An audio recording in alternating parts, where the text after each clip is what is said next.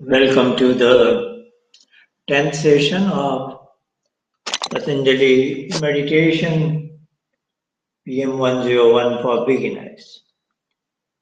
We will devote first few minutes. I have timed it about 14 to 15 minutes. Patanjali meditation. Let's take the body posture, what you are comfortable with, Sukhasana or Siddhasana. Shake away any stiffness.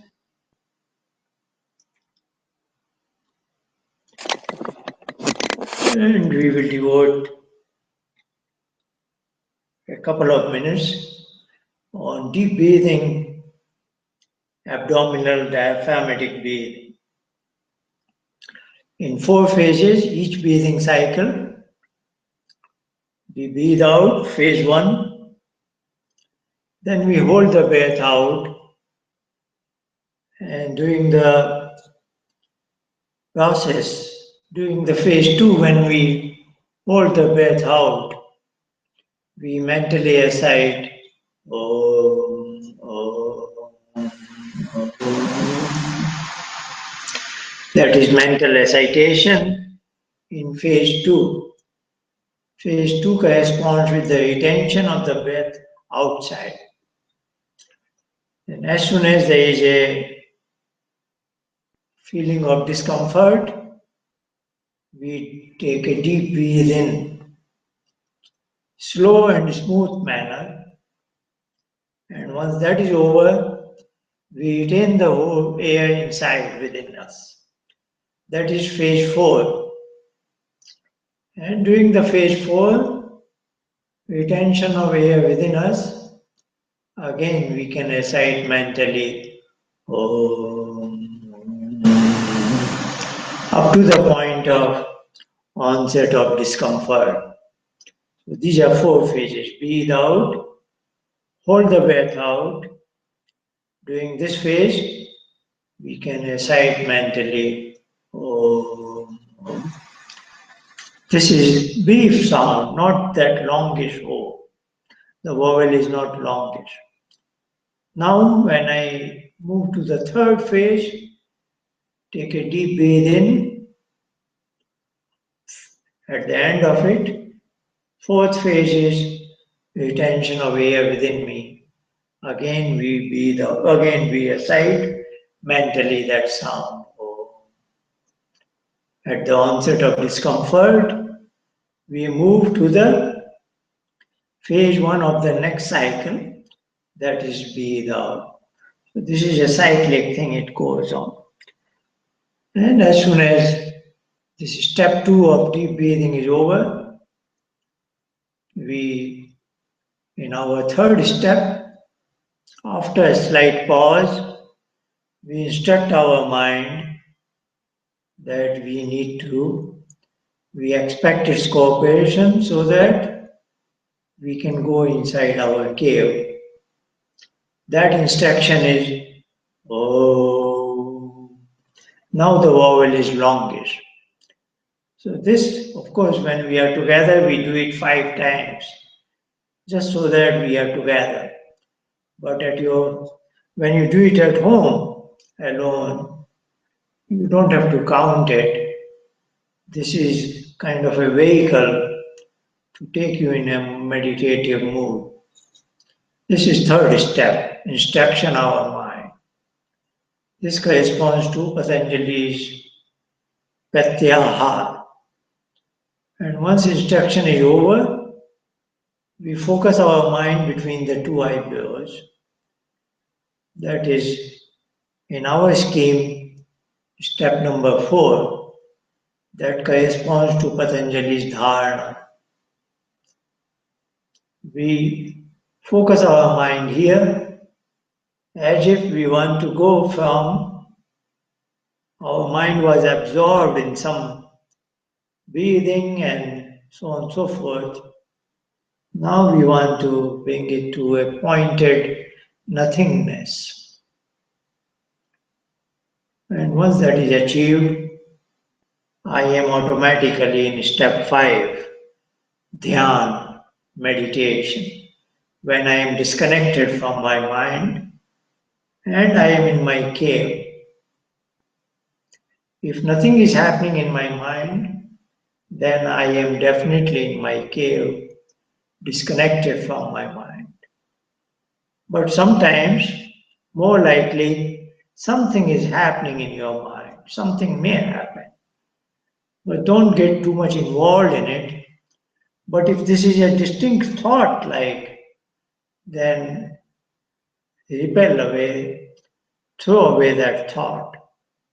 And at that time, it is useful to remind your mind again with that instructions. But if it is not a distinct thought, there are some images and certain other things happening.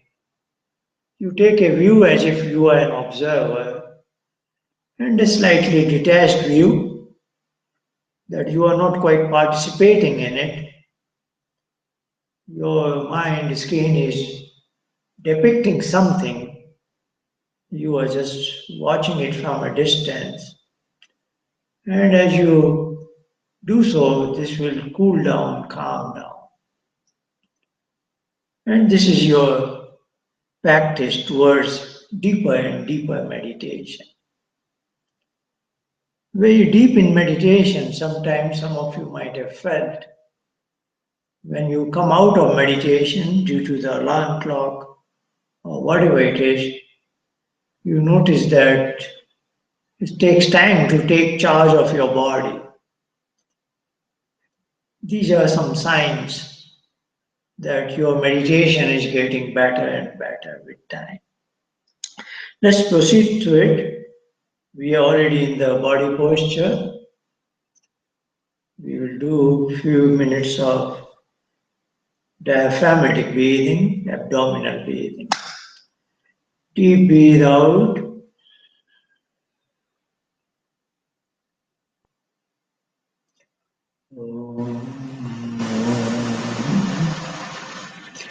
Breathe in.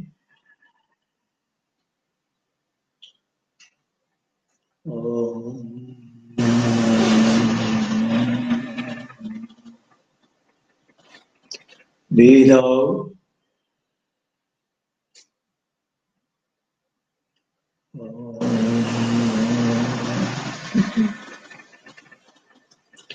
Breathe in.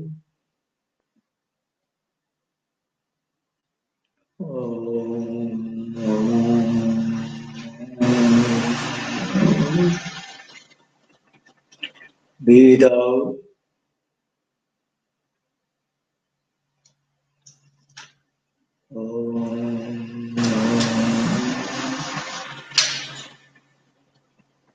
Breathe in.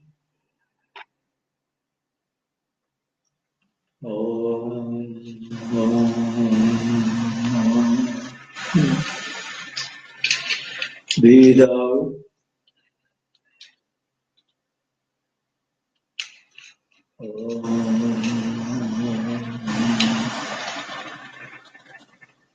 Breathe in.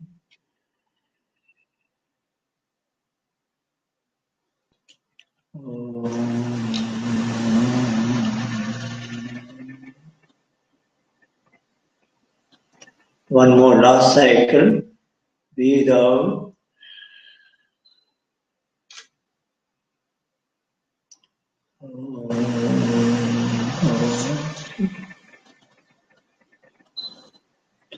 Breathe in.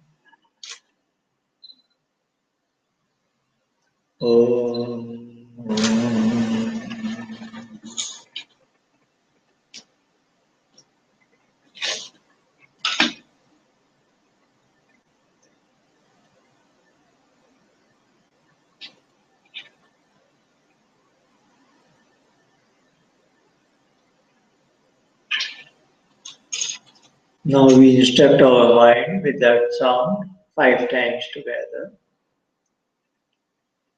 Om.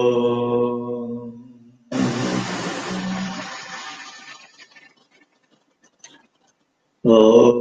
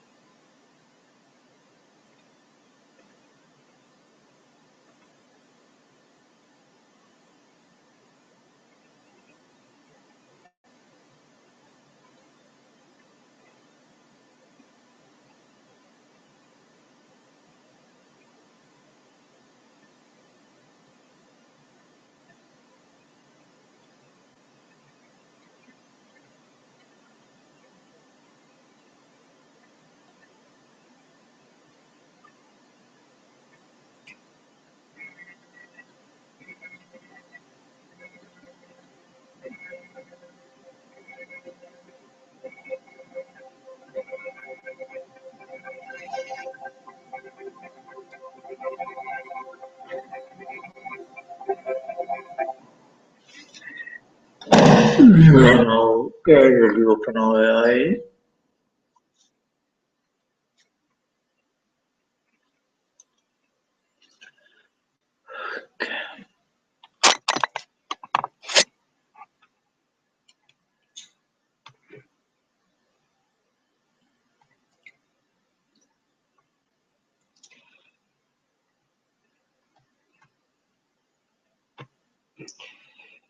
Last week we discussed how to be in harmony with the nature, particularly in consumption of food, water, and air.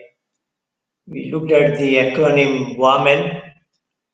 In day-to-day life, we should be slightly conscious that we consume more water and air more. And that will make our life more energetic living. And also casually you will see that we don't have to eat as much as we eat before we got into the practice of Patanjali meditation. You will notice you are eating slightly less than what you were. Today we want to discuss human body as an engine, internal combustion engine. And indeed, there are a lot of similarities, and we'll see how we can benefit from this understanding. I have a slide which is borrowed as an image. I don't know, let's see.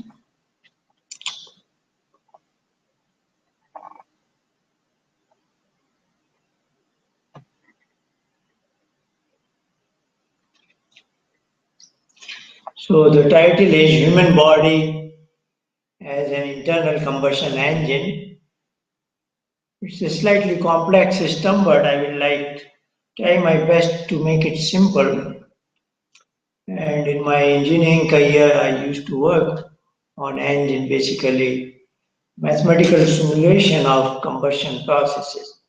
So I hope I don't get too much into it.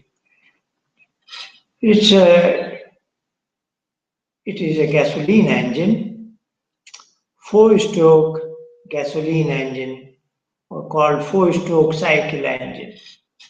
A typical engine that powers our automobile. It is a cyclic process, but convention is to start seeing it from intake stroke. This is called intake stroke. When this is called crankshaft, which is rotating clockwise. The red arrow is there. So half of the evolution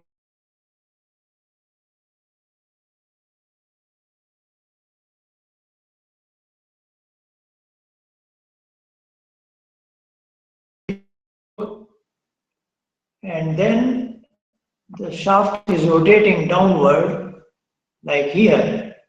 That is called compression stroke. And then the shaft is again going upward. Sorry. This is rotating this way. In intake stroke, this is the piston. It's coming downward and it is sucking fresh mixture of fuel and air. And this passage is called intake port. And there is a valve that is called intake valve. So it is timed so that that is open. And as the piston is going downward, it is sucking. So the fresh fuel air mixture which has been prepared here, what is called a carburetor, etc. We don't want to go in much detail. That is sucked in, and this is called engine cylinder, which is filled with the fresh fuel air mixture. During the phase, the piston is moving downward. So when it moves from top position to the bottom, that corresponds to half of the evolution of the crankshaft. So once it is filled up, this valve is now closed, and now in the second half of the evolution, piston is going upward. That is why it is called compression stroke. That fresh fuel air mixture is being compressed at a higher pressure. So it gets slightly hot and dense also. And sometimes at the top of it, there is a spark plug that ignites. All these are timed because of certain other gears, etc. And once the ignition takes place, that initiates combustion process, and then this is dark green color, that all fuel air mixture has been burned, and that is called power stroke. That burning, the combustion process, heats up the whole fuel air mixture, and that builds up the pressure, and now this pressure is causing the piston to move downward. Hence, this is called power stroke. Actually, due to the combustion only, the piston gets moving, and that causes the crankshaft to move. Now, doing all other strokes, that movement is due to the inertia. Actual movement has been caused by the combustion process here, called power stroke. When piston is going downward and it goes to its bottom position, when significant work, the thermal energy of the fuel has been converted into mechanical energy of the crankshaft. So it comes at the lowest position, and then piston again starts going back upward, and now there is a timing such that the exhaust valve opens, and all this fuel air mixture which has become burned mass is being expelled from the exhaust valve through the exhaust port, and then finally it comes out of the engine exhaust system. This is a cyclic process. So this is a four-stroke covered into two evolutions of an crankshaft. That is what it makes it four-stroke internal combustion engine. This is how a diesel engine also works, and also a gasoline engine. There are slight differences. I hope it is not confusing, but now we begin what is relevant to us. As I will show you in the next slide, because as you have seen in Patanjali meditation scheme, we always start counting from the exhaust stroke. And also when we do deep breathing, of course, if you visit a doctor, he will put a stethoscope and ask you, take a deep breath. He is expecting you to breathe in first. But in meditation, Patanjali meditation, we emphasize, because it's a cyclic process, you can count it from inhalation and exhalation, then next inhalation, exhalation. You can count it like this, or you can count it as exhalation followed by inhalation, exhalation, inhalation, so on and so forth. It's cyclic like day and night. Nobody knows whether day comes first or night comes first. It is arbitrary, no problem. But there is a reason in Patanjali's scheme, because the emphasis is, if I am more efficient in exhalation, then I create more vacuum, more volume for the fresh air, and then I fill in better. So if exhalation is more complete, my inhalation will be more complete, and I will draw in larger quantity of air. So that is the scope, and that has its origin in one Ved mantra. I try to get away from all this, but some of you are probably familiar with it. Om Vishwani Dev Savita Duyitani Payasuva Yat Bhadram Tanna Asu. So let all impurities go out first, and then only the goodness will come in. So that is the origin of this scheme, that we want to throw out impurities to its maximum extent, and then we can hope to absorb goodness to the maximum extent. So if these were the four cycles, I tried my best. All the images always look like that. And this is how we teach engineering students what a four-stroke engine's internal combustion engine is. But I will like to start cycle. As you will see in the next slide, I count from exhaust stroke. As I said, it is arbitrary. So if you just have a situation that piston is at lowermost point and all that combustion mass has been burned, so that is your first stroke, piston goes up, it expels all the burned mass, exhaust valve is open. And then it goes downward and it comes here. So once it has expelled all the burned mass, it is ready to induct fresh fuel air mixture and then it is intake stroke. So kindly note, I started my story from here and then I have come here from extreme right to the extreme left. It's a cyclic process. And now the piston is moving downward and is inducting fresh fuel air mixture to its fullest capacity. And then piston moves upward. Now both the valves are closed.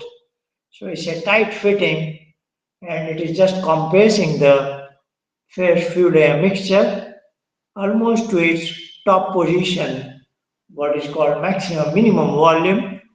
And then the spark plug ignites and then combustion process takes place.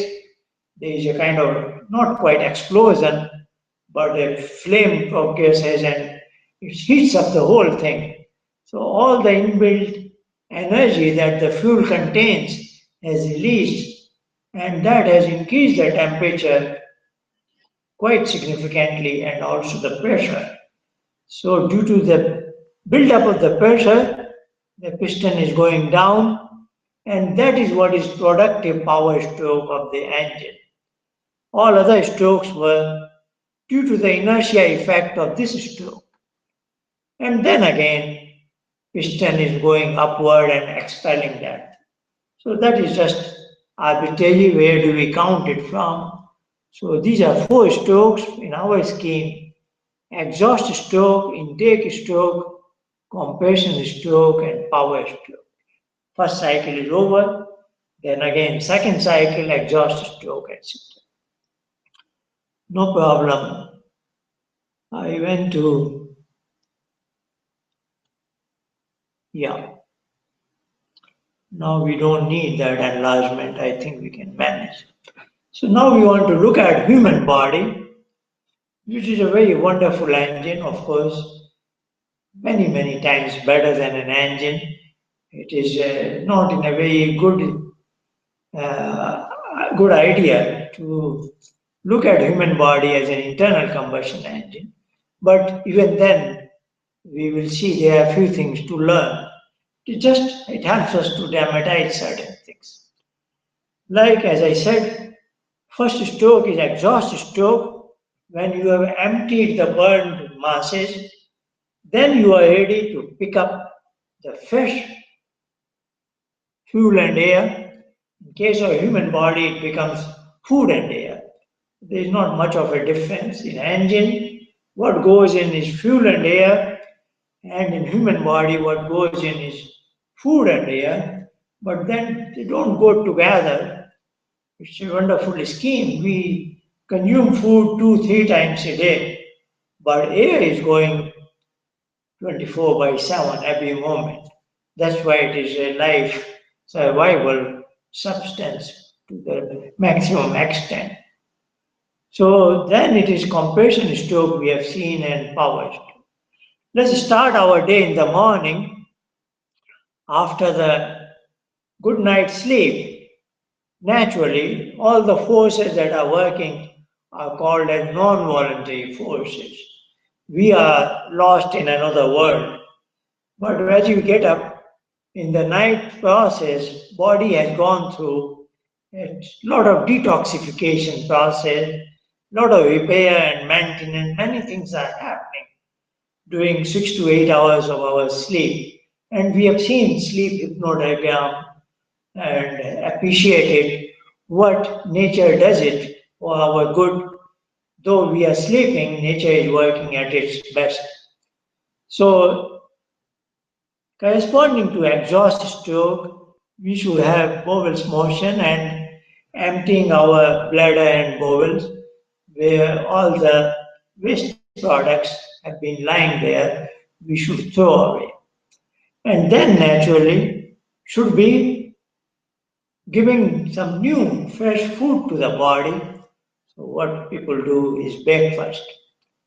And then you will see in our system, it's not earmarked exactly like that because, if it was exactly an engine, then one fourth of the time we would be doing this 6 hours a day, one fourth of the, that is ridiculous and it is not like that. So we can thank nature that it's such a wonderful design that our power stroke is almost throughout the day we are active, we are ready to work mechanically and also intellectually through our mind. So, and digestion is very much is in the background. It is just happening. Soon after food intake, body does it in background, and we are not quite consciously doing something like digestion, etc. So that is so beautiful. Our system is thousands and millions times different from this, but I want to highlight certain points, and that is why we want to look at our system as internal combustion engine. And of course, it's not just the air, the food intake, the as if every drop of our blood is working like an engine, so to say. Wherever that blood droplet goes, as if that releases energy, there is some bio furnace kind of a thing. So wherever we measure, put a thermometer, the body temperature is 37 degrees Celsius. So it's a very remarkable engine. It should not be simplified simply as internal combustion engine. So there are many, many features that we are owner of an outstanding system. But the point I want to highlight here is that whatever is in our hand, we must follow this scheme. In particular, I want to emphasize this part because there is a constipation is a very common problem and we must get rid of it. And that is where, though I am not expert in human anatomy, but I will say the food intake is like a conveyor belt, so to say. Food is consumed right at the mouth and it starts processing immediately. We start chewing it and saliva is added, and towards the end, through the all kinds of intestines, then it is processed and then it is thrown away as a waste product. This entire cycle may take 12, 16, 18 hours, depending on the nature of food and your whole body system, how well it is working. But the intestines have an interesting property. As the food mass is passing through it after digestion, etc., it is sucking out all through its boundaries, all that is all kinds of juices, etc., and then makes blood out of it, so on and so forth. So that is a very complex process. How energy is derived from the food I have consumed and other nutrients also. The point we are trying to make is if the food mass stays there for less time, on one extreme, say somebody has loose motion, then the food hasn't stayed for long. The person has not been able to derive energy out of the food he has consumed. That makes him weak. On the other extreme, if somebody has constipation, then that food mass has overstayed there, and after the reasonable time frame, it is becoming poisonous, but intestine keeps on drying something out of it. So that gives rise to a blood of poor quality, lot of toxicity and lot of poisonous elements added into your bloodstream. So it is very important that everything should happen in the natural time frame. So ideally, if you are eating 2 meals a day, then 2 times a day you should have the bowels motion and get rid of the waste product in a very reasonable manner. If it is overstaying, it is bad for your health. And if it is not staying as long as it should, then also you are not deriving energy from it. So, this is why it is very important to have your system work in a particular rhythm. And that is why we want to have some guidance from four-stroke engine. Very simple, commonsensical observation is if you have had no bowels motion in the morning, don't go for food. I will say, even because if you skip food for some time, it's not that body has not a kind of a flywheel, has a lot of reservoir of energy. So if you skip your breakfast, there is no harm. You want to take precaution here and being in this regime. This is very important for every human being, particularly for a meditation practitioner. If we are at a body level, not in rhythm with the natural cycles, then at the mind level, being in the rhythm with the nature cycle is not going to happen fast. That will be very, very difficult. So you want your body and mind to become as natural as possible. So that is the guideline. You drink a lot of water in the morning so that you want to go through this kind of a cycle and don't allow it to happen in a different way. That's what I want to point out at this point.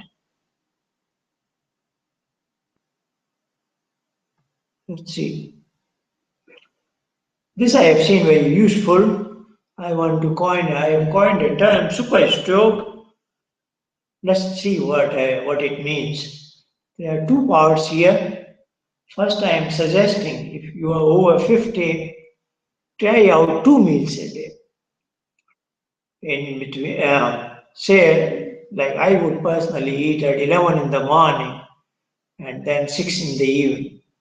So these are 2 meals a day. And suppose in between you feel too much of a hungry, but I have tried to say that don't jump for food because maybe system is just demanding water and we are not quite able to decipher the body signals.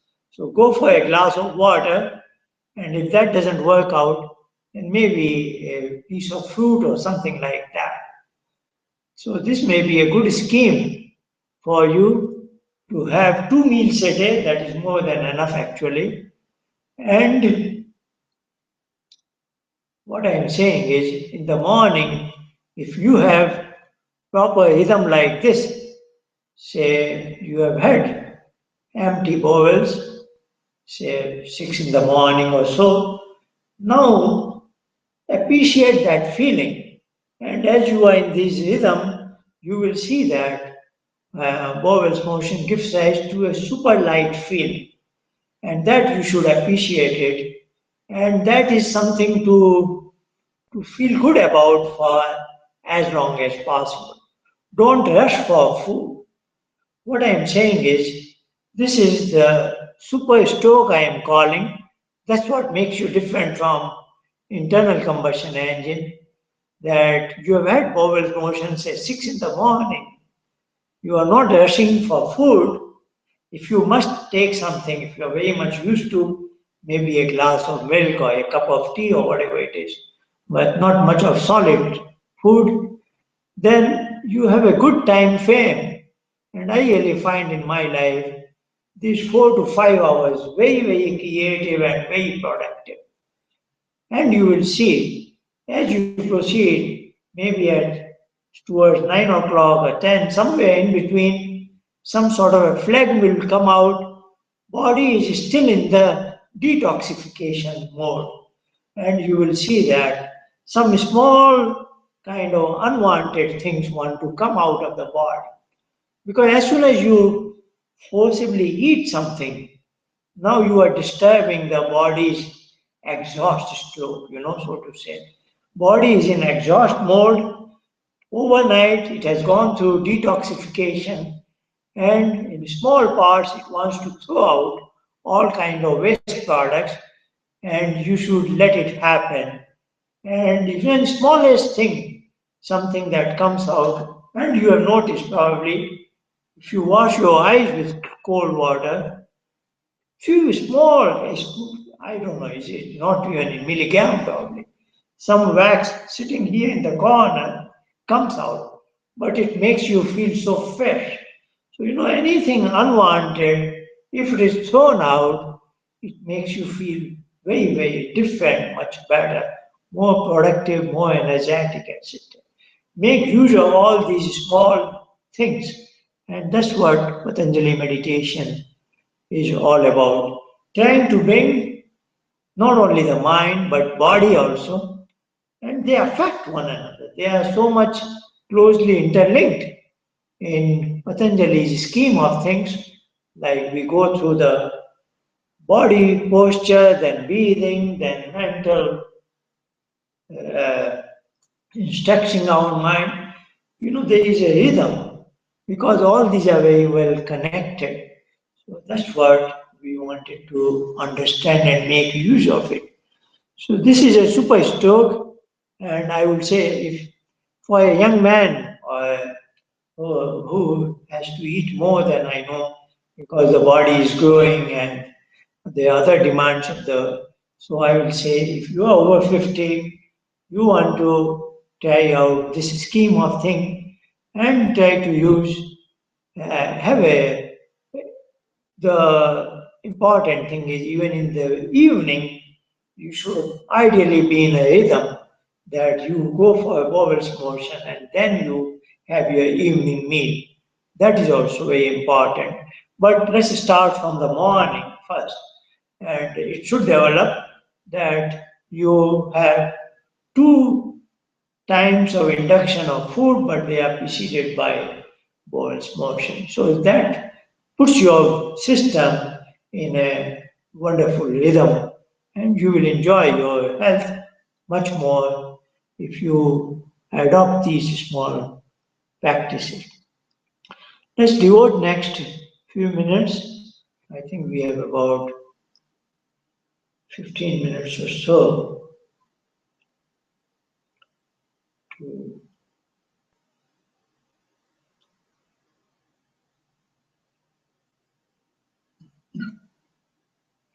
So I am timing it to 18:56.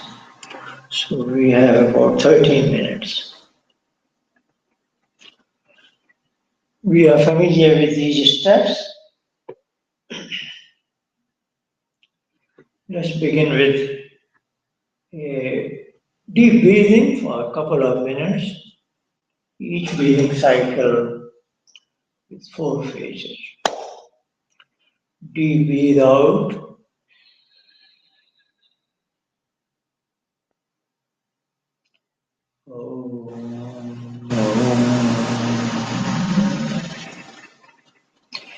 Breathe in.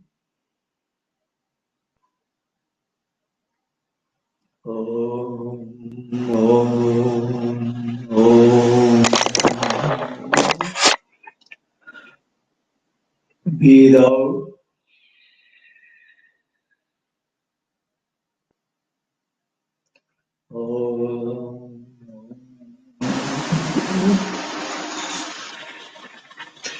Breathe in.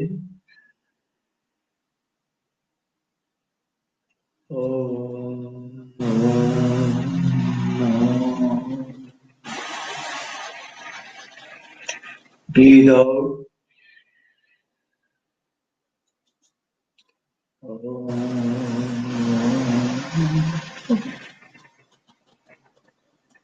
Breathe in.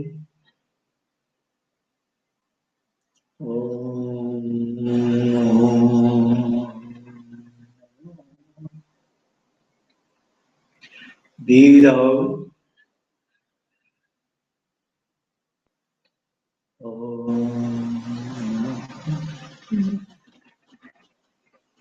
Breathe in.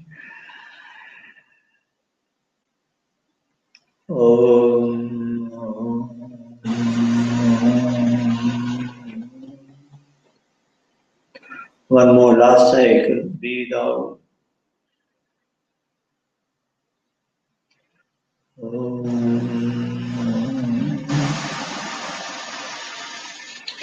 Breathe in.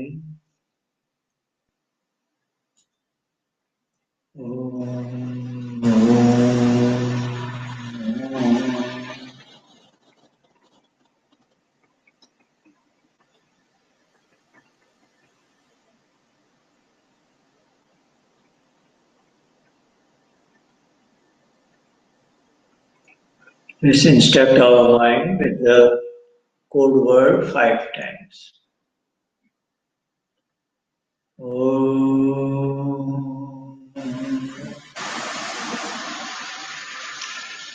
Om.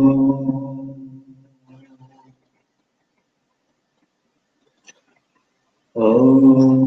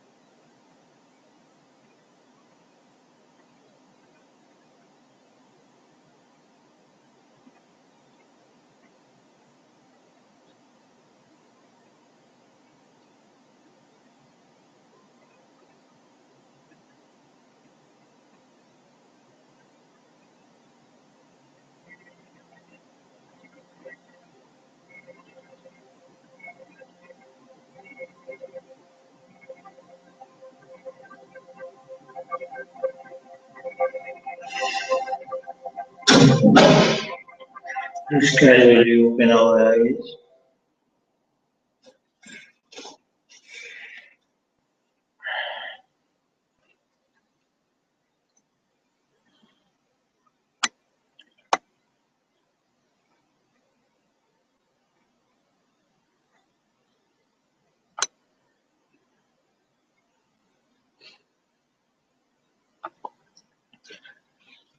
These are the list of benefits we have been seeing: better concentration, work quality, relaxed and calm mind that results in better teamwork and relationships, better focus on work. This is very important. Otherwise, today's world is information explosion. So many things come, so many emails, and you have to quickly decide what is not, what ought to be deleted and what ought to be read in detail. Reduce time for a task, that also saves time. More energetic throughout the day, body health, glow and figure, including longer lifespan. So you see through various angles, somehow we converge on many benefits. Easier to enter into sleep, and I think I should add here deeper sleep also. Less likelihood of dreams. Some of you might be noticing when you wake up in the morning, there are probably reduced occasions you are able to recall or recollect dreams. And there is some sort of inner energy, less likely to feel depressed or let down. Stay away from stress forever. This is very important, developing a distance from mind. You are now, anything that gets registered on your mind doesn't have to have an impact on you. Now you are able to decide, as if your mind is your personal secretary, it is bringing certain things to your notice, but you don't have to be affected by all of them. So you decide what is to your liking, you participate in that, what is not to your liking, you remain detached from that. And that builds in this further harmony with your mind. Once there is a distance, now there are two entities.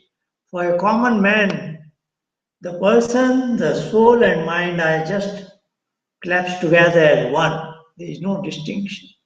But now, with the practice of Patanjali meditation, we have separated them. So now, once they are separated, I can look forward to a harmonious relationship, like a chief executive with his secretary or a mother with a child. Yeah, this is deeper sleep with less dreams, and that can result into reduced sleep hours. Overall, relaxed personality with improved relationships. And what we have discussed today is you can, with the help of something like Super Stroke, you can bring your entire system in a beautiful rhythm that you will feel light throughout the day. That heaviness, that dullness is not a good virtue and we should be away from it. Just eat the right amount of food. So all these signals now will have a meaning to you, should have a meaning. And if not, with regular practice of Patanjali meditation. All this I am writing is based on my personal experience. I have seen these changes in my life, and that's why I list them here, and they should work out for anybody else as well. I think that brings us to the end. Thank you for your attention. See you next week.